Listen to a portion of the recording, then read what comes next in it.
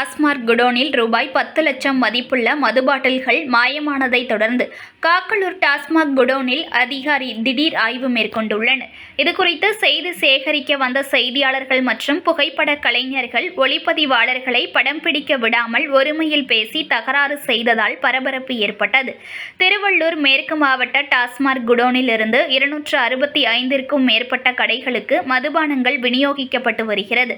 இந்த குடோன் வளாகத்திலேயே மாவட்ட மேலாளர் அலுவலகம் செயல்பட்டு வருகிறது. லாரிகளில் ஒப்பந்த அடிப்படையில் பணிபுரியும் தொழிலாளர்கள் மதுபான பாட்டில்களை பெட்டி பெட்டியாக ஏற்றி அனுப்புவது வழக்கம். இதனை டாஸ்மாக் ஊழியர்கள் ஆய்வு செய்து அதன் பிறகே அனுப்பப்படுவது வழக்கம். திருவள்ளூர் மேற்கு மாவட்ட டாஸ்மாக் மேலாளர் பணி காலியாக இருப்பதால் கிழக்கு மாவட்ட மேலாளர் ரேணுகா பொறுப்பு அதிகாரியாக நிர்வகித்து வருகிறார்.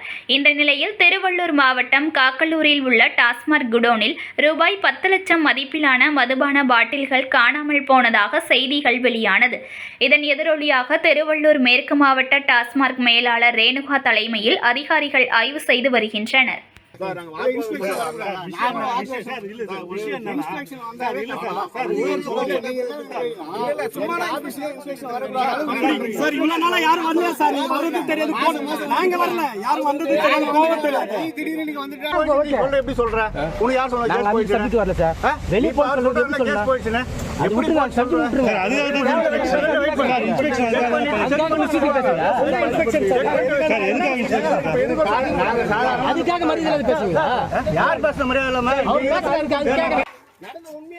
நியூஸ் ஒன் தமிழை லைக் பண்ணுங்க, கமெண்ட் பண்ணுங்க, ஷேர் பண்ணுங்க, மறக்காம சப்ஸ்கிரைப் பண்ணுங்க.